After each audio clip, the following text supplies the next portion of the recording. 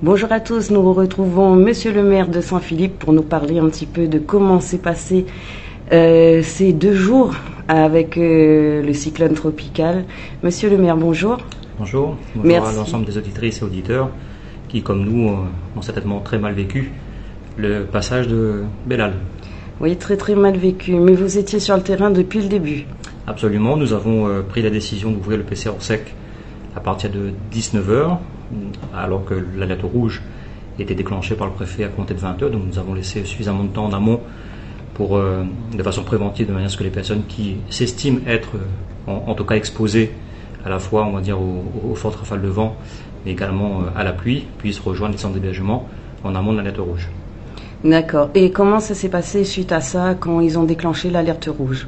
Alors, lorsque nous étions en alerte rouge, nous étions également sur le terrain. Lorsque nous sommes passés en alerte violette, comme tout le monde, y compris d'ailleurs les services de secours, nous étions confinés donc en mairie, là où se trouve effectivement le PC hors sec communal. Et puis nous avions également 3 centres d'hébergement, donc l'école de Basse-Vallée, l'école du centre, également l'école de Tremblay, qui ont accueilli, en tout cas pendant l'alerte rouge, 5 personnes. Lorsque nous étions en alerte violette, donc il n'y a pas eu en tout cas de circulation.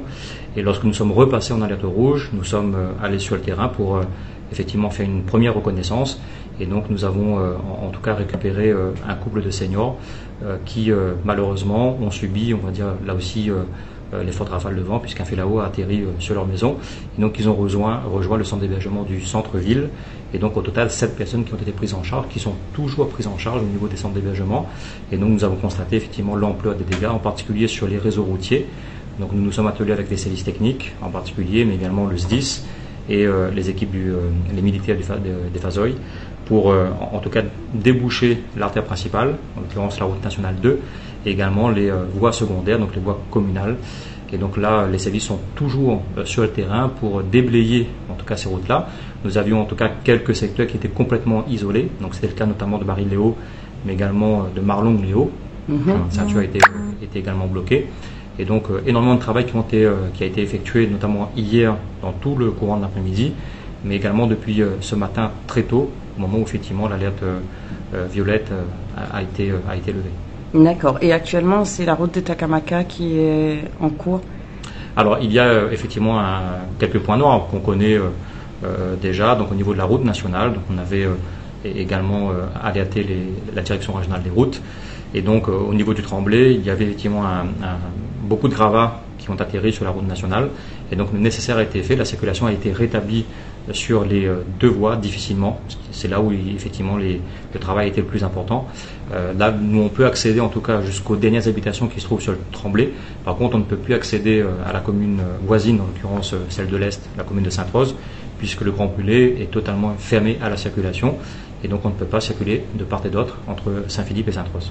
D'accord. Une question qui avait été posée au niveau des rampes de Basse-Vallée. Pour l'instant, tout va bien? Tout va bien. Donc là aussi, ça faisait partie des points sur lesquels nous étions extrêmement vigilants. Et donc, il y a eu un repérage qui a été fait. Quelques roches ici et là, mais en tout cas, pas d'incident majeur qui aurait justifié en fait qu'on ferme la route. Donc la circulation, effectivement, elle est rétablie sur l'ensemble de l'artère principale, la route nationale 2, sur tout le territoire. Il reste effectivement maintenant à panser les plaies, à nettoyer ce qui doit être nettoyé. Un autre point de vigilance également, c'est au niveau des écoles. Et donc, comme tout le monde le sait, la rentrée scolaire, ce sera lundi. Et donc, j'ai rappelé l'ensemble du personnel des écoles, de manière à ce qu'on puisse faire un gros nettoyage. Donc, les militaires du Fazoy sont également passés avec nos services techniques, notamment les services de l'environnement, pour élaguer effectivement les arbres qui doivent être élagués, nettoyer, on va dire, toutes les cours centrales, de manière à ce que les cours puissent reprendre dans des conditions, on va dire, normales lundi. En tout cas, les services sont à pied d'œuvre. Il reste là aussi, on va dire, un point de difficulté, c'est l'électricité, mais qui ne dépend pas de nous. En tout cas, moi, j'ai averti depuis hier notre correspondant EDF que toute la commune est concernée par cette coupure d'électricité depuis à peu près 13h, 13h30 hier après-midi. Et donc le nécessaire doit être fait, mais tout le monde comprend qu'il y a à peu près 130 000 abonnés qui sont privés d'électricité. Le correspondant m'a assuré en tout cas que le maximum sera fait, qu'une cellule de crise avait été mise en place précisément pour prioriser les interventions. Et donc le nécessaire sera fait. Maintenant, quand personne ne peut effectivement répondre, et moi y compris, en tout cas le maximum sera fait pour rétablir l'électricité sur l'ensemble de la commune, et je l'espère au plus tôt. D'accord, donc encore un peu de patience concernant l'électricité. C'est ça, il faudra effectivement avoir beaucoup de patience. Après un passage au cyclone, on sait comment ça fonctionne, donc ça prend effectivement du temps. Il y a une demi-heure à peu près un repérage par un hélico, Oui. donc pour voir effectivement quels sont les dommages qui ont été causés sur le réseau électrique. Et donc à partir de là, un diagnostic sera établi et puis une intervention effectuée. D'accord. Alors, juste avant l'alerte rouge, j'avais eu un entretien avec le directeur du CCAS qui avait notamment parlé de différentes actions qui seraient menées durant les alertes. Donc, on a vu, il y a eu quand même des évacuations, des personnes qui étaient quand même en danger. Et il y a eu aussi, il m'a parlé d'une distribution d'eau. C'est toujours d'actualité? Ah oui, absolument. D'ailleurs, j'ai souhaité qu'on puisse reprendre la distribution des repas en direction des seniors et des personnes alitées. Et en parallèle, faire une distribution effectivement d'eau, de manière à ce qu'il y ait cette proximité en fait à laquelle nous tenons particulièrement au niveau du CCS. Donc la distribution en fait a repris. J'ai presque envie de dire qu'il faut effectivement que le cours normal de la vie reprenne. Oui. Et donc on fera le maximum pour que ce soit le cas.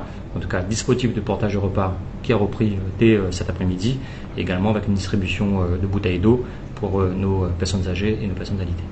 S'il y a des personnes qui se retrouvent encore en difficulté actuellement, qu'on n'a pas encore recensé, comment ça se passe? Comment ils peuvent vous contacter? Il y a toujours le numéro d'urgence et vous avez effectivement ce travail de proximité qui est fait par les agents du CCS.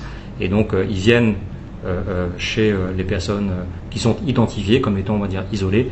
Et donc, veillez à ce que tout se passe au mieux. En tout cas, n'hésitez pas à appeler le numéro d'urgence qui reste, on va dire, actif. Et donc, de venir en mairie si cela s'avère nécessaire. D'accord. Merci beaucoup, monsieur le maire. Merci à vous. Je suppose que vous allez continuer à être sur le terrain, que c'est pas terminé. Nous avons passé 2 nuits extrêmement difficiles ici au PC Orsec. Donc là, je vais continuer en faisant un peu le tour également des bâtiments communaux et voir un peu les administrés qui ont été durement touchés, voir un peu comment ça se passe et apporter effectivement l'aide nécessaire pour qu'ils puissent regagner leurs habitations et effectivement continuer à faire ce travail de terrain qui est plus que nécessaire après le passage du cyclone.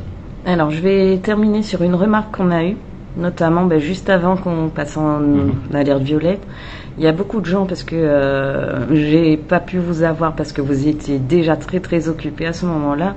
Les gens, ils vous remercient. Ils remercient la municipalité ainsi que le CCAS pour les avoir rassurés, parce qu'ils attendaient beaucoup qu'on les rassure. J'imagine.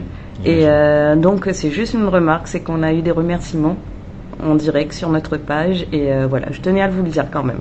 Merci à vous également. Merci beaucoup, monsieur le maire. Bon courage à vous et à très bientôt. Au revoir. Au revoir.